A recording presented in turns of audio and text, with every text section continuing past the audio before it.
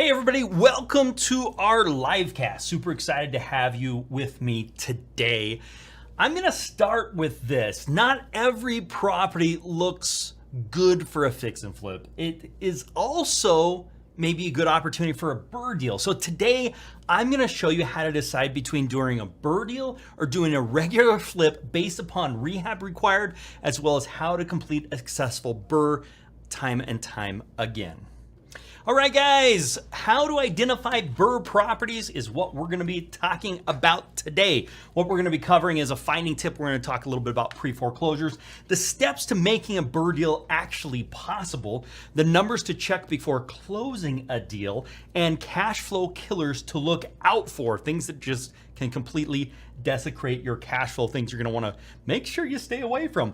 And the keys to having a great BRRRR deal, that's what we're gonna be talking about today, and you are going to enjoy it. We've got welcomes and updates. We're doing right now finding tip of the week. We go through our topic of the week, free tool of the week. Every week I give away a free tool to help you.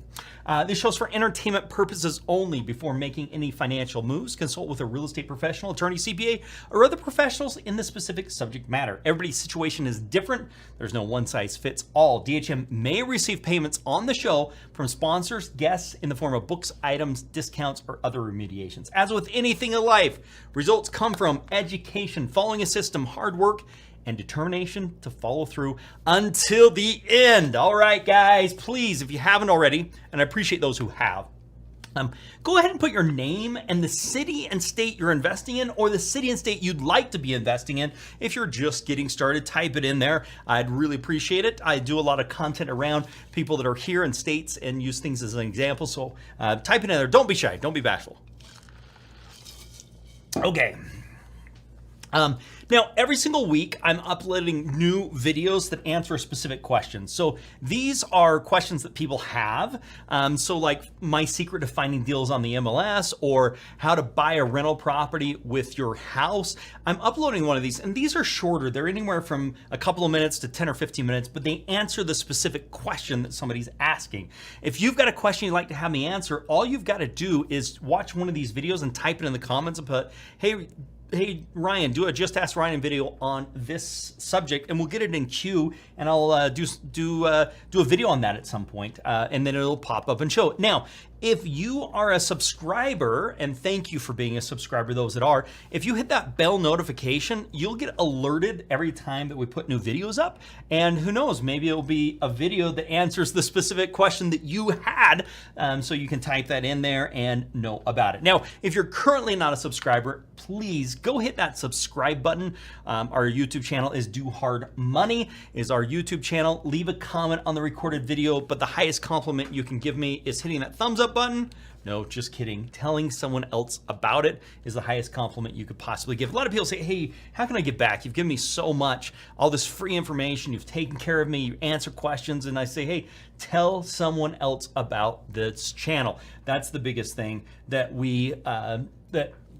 that's the biggest thing that is a compliment to me. So at the end of this, I'm gonna be giving away a rental calculator. Since we're gonna be talking about BRRRRs, I think this rental calculator will really help you in making determinations, what's gonna make a good rental, what's not gonna make a good rental. I will send it absolutely free. I'll show you at the end how you can get a copy of that for yourself and how to start using that. Okay, our property finding tip of the week. We do this every single week as some property finding tip of the week. And this week, we're gonna be talking about pre-foreclosures. So what the heck is a pre-foreclosure? Well, the foreclosure is the process of a bank taking back a property, and it is a process. Foreclosed property is once that process is actually completed, it would be considered a foreclosed property, but the foreclosure is a process. Now, once it's foreclosed, then it typically becomes what's called an REO, or real estate owns. This means the bank owns the property, and that basically means also known as like a bank-owned home. Okay, let's talk a little bit about the foreclosure process. So the foreclosure process all starts with an owner of a home being late or not making their payments. So let's say they start paying late and then they miss a payment, and that's how this whole thing starts. Now they've got to be behind. Now, once they've missed a couple of payments, at some point, the bank is going to file what's called a notice of default or a lis pendens. Now, when I say late here, it's not just they're paying 10 days later, whatever, they have not paid for a couple of months, right? And that's when a notice of default or a lis pendens will be filed, depending upon what state you're in. It'll be a notice of default or a lis pendens, okay? This lis pendens or notice of default lets the entire world know. It's like, hey guys, this loan's in default. So if you have any dealings with this property, if you're owed any money on this property or anything else, now's the time to let you know. It's a public notification. Hey, guess what? We're taking some action here. There's some potential action. So if you have anything related or associated with this individual or this property, speak now. And so this is required. So these other creditors will be aware, as we've talked about. Now, the great news about this is public information, okay? Lis pendens or notice of default is public information. So that means you and I can get our hands on that information and know that somebody's behind on their payments and there's a potential legal action that's gonna start or a potential foreclosure that's gonna be starting. So then what happens is after that lis pendens or notice of sale, or I'm sorry, after the lis pendens and notice of default is recorded, it's going to take several months later. Sometimes it could take a year. Sometimes it's going to take 3 months. It's going to vary by state and it's going to vary by bank. But at some point, what's going to happen is a notice of sale is going to get filed against the property. And basically what this says is the bank's like, hey, we're going to have the sale and we're going to have the sale in 30 days. This is where the sale is. This is how it's going to work out. This is the attorney that's conducting it. That's the notice of sale. Now, the notice of sale is also public information, so you can get a copy of that as well. It says the date, the time, where the auction is going to be taking place. So auction, this is where anyone can go and bid. So the bank typically starts the bid of what's owed or maybe a little less than what's owed, and then they'll bid themselves up. If nobody else bids on that property, then the bank it ends up taking the property as a credit bid for to go towards the money that they lent. If somebody else bids higher than what the bank is bidding, then they can end up owning that property, but they're gonna have to pay for it. Now, every state's a little different. A lot of states say cash 24 hours later. Excuse me. Now, if that's the case, you wanna stay away from it. Some other places you have 30 days to close. The big thing for most hard money lenders is they wanna make sure they can get title insurance, and they want to make sure they can get hazard insurance, and they want to make sure they can get inside the property. If those things can happen, then it's not an issue. But a lot of states, like the state I live in, it's cash the next day. That doesn't work. You can't, it's very, very difficult. So in addition, you're gonna have to put some earnest money down, typically $5,000 or $10,000. What you typically do is you write a check out to yourself, and then you endorse it to the attorney if you happen to be the winning bidder. Crazy, huh? You would have never guessed. So we don't recommend bidding at foreclosures unless you do have an extended period of time. But the other thing to be aware of is the money you put up is typically non-refundable. So you want to make sure that this is something that's really going to happen. I mean, if your hard money lender is like, this doesn't look like a great deal, you don't want to have that money at jeopardy. So I don't think it's a strategy for brand new investors. I just want to make sure that you understand some of these things. But that doesn't mean that the part of the foreclosure process isn't something for new investors. You see, you can go after people that have a notice of default. You can go after people that have a notice of sale, and those are opportunities. And if you get them before the actual foreclosure sale itself, then there is a great chance of you making a deal happen. So now you've got to see the property, you got to get hazard insurance, you got to be able to get title insurance. So we do recommend going after this pre-foreclosure process. So what that really means is the notice of default and notice of sales is when you're going to be going after them. Now, there's pros and cons to going after both of these. So on a notice of default, this is early, and some people just think, oh, I'm going to figure this out, I'm going to figure this out, I'm going to figure this out. Well, guess what? Sometimes they do, but most of the time they don't, but they're burying their head in the sand in some cases. Now, some people are like, I want to get this over with, let's get it done. So that's the kind of some of the pros and cons with going after people that have a notice of default. But you can also start a relationship with them and start talking to them. So if that's something they're going to want to do in the future, then you have their contact information, can stay in touch with them. Now, next thing we're talking about here is a notice of sale. This is typically a month before the sale actually occurs. Okay, so it's usually 30 days before that foreclosure sale actually happens. Now, this means, hey, you're getting close to getting kicked out of this property. That's really what this is saying. And so you can actually go to those that have notice of sale. So just knowing that it's in pre-foreclosure is actually not enough, okay? We wanna make sure they have equity in their house. If they don't have any equity, that's gonna be a problem, and it's not going to be an opportunity that we can really help them out in if they have no equity in this, unless you're doing a short sale, and that's something for a topic for another day. And So I like to look at single families, townhouses, row houses. I like to look at stuff that's not listed on the MLS. I like to look at stuff that's $500,000 or less, or at the FHA value for your area, FHA loan limit for the area. And I like to make sure they have 30% more of equity. Now, how do I do this? Let's see. I'm not going to use Houston. Okay, let's just use, let's use New Orleans. Okay, it just came up. Okay, so here's what we've got. These are pre-foreclosures. So there's 168 pre-foreclosures. If I come here to the filter, these are residential. They're single family. They have notice of default, lis pendants, auctions.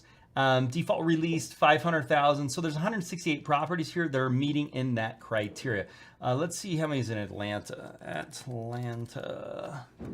Atlanta, Georgia. We've got 160. Okay, so obviously for right now the market's been super good. There's been the COVID thing, the moratorium on foreclosures, all that type of stuff. You're going to start seeing some of those foreclosures start to become more and more as time goes on, interest rates go up. Okay, so if you're a member, you've got access to that Investor's Edge, and you've got those buckets up over there. Then you can actually build a list. You create a list, you give it a name, and then you can actually do some marketing to them. You can call them, you can send postcards to them. One of the cool things that we have in Investor's Edge is you can just come and start a campaign.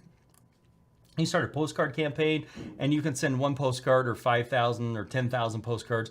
And there's actually pre-designed postcards that you can use, so you don't have to use any of those. Here's our investor ones. And you can use different ones depending upon the situation. And this is kind of where we get to a message to market match. What I want you to think of is, okay, what is going to be the best thing to give somebody that's going through this type of situation? They're getting a notice of default. If they're getting a notice of sale, what is going to be the best thing to send them? And you look at these, make some decisions. Those of you that are members, we have we showed you recommendations as to which one to use when, just another added perk for our members. So it'll take some time and effort, guys. This is not like a one-shot. Sometimes that can happen, but typically you're gonna have to put some time in to make this happen, some consecutive to actually finding a deal. You're gonna have to spend some time to make that happen. All right, guys, we're gonna jump into this. Let me grab another drink. Guys and gals, I should say. Let's see, let me grab my pen here. Okay. How to identify properties for BRRRR deals. Which ones are going to make the very best BRRRR deals? A couple things we're going to be covering is the steps in making a BRRRR actually happen. We're also going to jump into the numbers to check before closing a deal, the cash flow killers to look out for, the keys to a great BRRRR deal. So first off, what the heck's a BRRRR? Maybe you've heard about it, maybe you haven't. Maybe you're like, I don't really understand it. Well, let's clear that all up today. A BRRRR deal is where you buy the property, you renovate the property, you rent the property, and you refinance the property, okay? Buy, renovate, rent, and refinance the property. That is what we are doing here. So let's talk about the fundamentals of a good BRRRR deal. What does it take to make a really good BRRRR deal? Don't just assume you can't get a refinance loan. That's kind of one of the first things. So it's called a rate and term refinance loan is what it is. And rather than a 5-month term that you'll have with a hard money lender, you're getting a 30-year term. So that's why it's called rate and term. Also, rather than having a 15% rate or 18 or whatever your rate is with your hard money lender, you're getting a 5% rate, okay? But you are getting a loan from a traditional bank, okay? Lenders like to do these loans because the property has been there. The property has already been owned. Another lender has taken a risk on it. So those are things they actually like. So typically though, for all these, you can't have any collections. You can't have any judgments. You can't have a recent bankruptcy, recent foreclosures, and you gotta have decent credit. So you've gotta have credit around 680, maybe a little less. More is always better, but 680, somewhere in there is kind of that cutoff point. So if you don't meet those things, you're gonna want to get those things, or you're gonna wanna find somebody that wants to partner up with you. Now, the question I get asked most frequently is, am I gonna have enough income to qualify? Well, the great news with all of this is the rent from the new property you can actually be using as income, which will increase your income. So when you have the debt with that associated with that, it will help offset that debt. So this can make your debt to income much better and make it easier to actually get the loan itself. Now, who does the rate and term refinance? Well, banks do, okay? Like Chase, JP Morgan, Bank of America, your credit unions, like these rate and term refinances are done pretty much anywhere you want to get a deal done, you want to get that. Any of your banks and credit unions are going to be all over that. I use a local credit union who I love. They're fantastic to work with. So that's one of the things that I like to do. This is not hard money or private money that is going to be doing the takeout. You're going to be using hard money in the beginning, but then you're going to be using a traditional bank, credit union, that type of stuff to actually do the takeout financing. So let's run through this. What are some steps to actually make a BRRRR deal happen? First and foremost, you got to determine a hard money lender. It's really important that you've got a hard money lender in your pocket that's willing to do those. Now, secondly, you've got to determine your refinance lender and get approved by them. Now, this is all before you even find a property. Now, you start looking to find a great deal. Once you do that, you close on the property with a hard money lender, the one that you've already determined and gotten approved with. Then you get the repairs done. Okay, this is the point where you're saying, hey, we got to get these repairs done. Once those repairs are done, with the lender's permission, you rent out the property. Typically, that means the rent's going to have to go to them to pay for your loan, but you've got to do that with the hard money lender's permission, and then you refinance with a bank or with a credit union, and then you're off to the races and having some cash flow. Now, to do this, what do you need to look for in a hard money lender? Well, a few things that are really important is, do they fund on as-is value or after repaired value? Okay, you need after repaired value. If they're doing as-is, it's just not going to work. Another question for your hard money lender is, will they fund rehab and the purchase? More than likely, they'll find more than what a refinance will allow you to do here. So typically what's going to happen is you want somebody that can fund the purchase and as much as the rehab as possible, so that when you do that refinance, you're not having to get any money out, because banks don't like to do cash out refis, okay? So can payments be included in the loan is another big one. If they'll allow payments to be included in the loan, that can get wrapped into what you're refinancing with the bank. That is a big deal. Will they allow you to rent the property? Some lenders just say, no, you can't rent the property until after I get paid off. So they're typically going to want, those that do are going to want pre-approval from your new loan, which you should have gotten before you even found your property. They want to approve the tenant and say, yes, we're okay with this tenant. They want to have the rent payments actually going to them being applied to the hard money loan. And they want to have a conversation with the lender to make sure that there's going to be no problems with you being able to qualify for that loan. Now, if all those things match up, your good hard money lenders will say, sure, let's move forward. Let's do this. Now, the idea with a BRRRR deal is that you get into a cash flowing rental property with little to no money into it. And that's the thing. Now, typically banks and credit unions are going to do a rate and term refinance at 80%. So let's do some simple numbers here. After the property's fixed up, let's say it's worth $200,000. So the bank or credit union will lend about 80% of that, which is going to be $160,000. So basically that means is the closer you can get your purchase, your closing costs, your payments, your rehab, all of that under $160,000, then you're going to come up with little money down to make this thing actually happen. Anything over that 160 is going to be out of pocket, and you're more than likely not going to get some of that money back. So the key to a good BRRRR deal is finding a really good deal. Not just an okay deal, you've got to find a really good deal, or you're going to have money sitting in it. We're not going to call it, we're doing a BRRRR because we want to have little to no money into that when we refinance. Now, if it's something where you are going to have to put money into it, it may not make sense to do a BRRRR deal. It may make sense for you to just get a traditional loan and do some of those repairs, but keep in mind, a traditional lender is not going to lend on a property that's in need of work. So if it's in need of work, you're going to want to get the hard money loan so you can get those repairs done. So, and this is step one. The other step is to make sure it cash flows.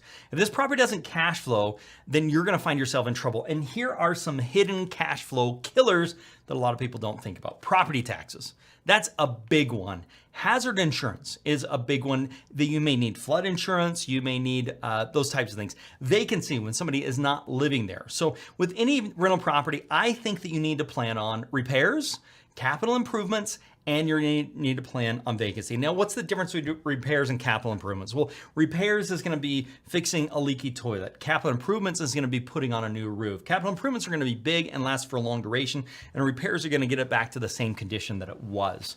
Vacancy is when you don't have a tenant there. That's gonna be considered your vacancy. So for me, what I like to do, I plan on 5% of the rent for each of these. So 5% for repairs, 5% for vacancy, and 5% for capital improvements. So I take 15% of that monthly rent and I set that aside for those types of things so that when I have something that happens, I've got the money there to make it happen. This is really important.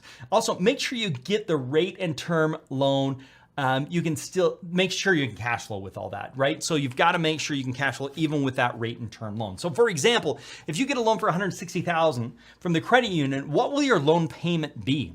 Now, you want to know what the interest rate is. You don't know the principal, your taxes, and your insurance. What is that going to look like? And will I be cash flowing the difference between those, even if I take out the 15% repairs and capital improvements and vacancy?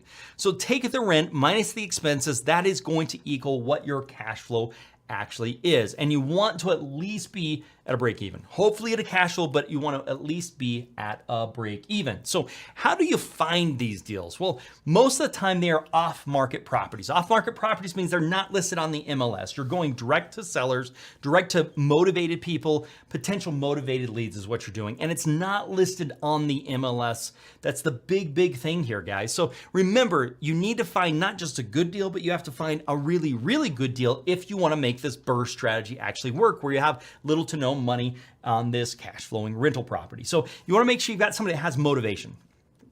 You got to find somebody that's going to have some equity, and you want to be going after off-market properties. Those are the kind of the things we need to put together here. So what shows there may be some motivation? What are some things where you're like, hey, this guy's probably motivated? Well, vacant properties, probably some motivation. Involuntary liens, which means they got a lien that they didn't agree to, but they didn't pay somebody, so they got an involuntary lien.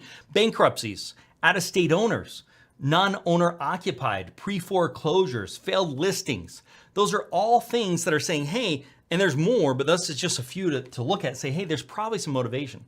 Now, how do we know they have equity? We do what's called a reverse amortization, okay? We estimate the value by using what's called an AVM, Automated Value Management System. So then we market to these guys. We call them, we email them, we text them, we send regular mail, we may knock on their doors. We're marketing to get in touch with them.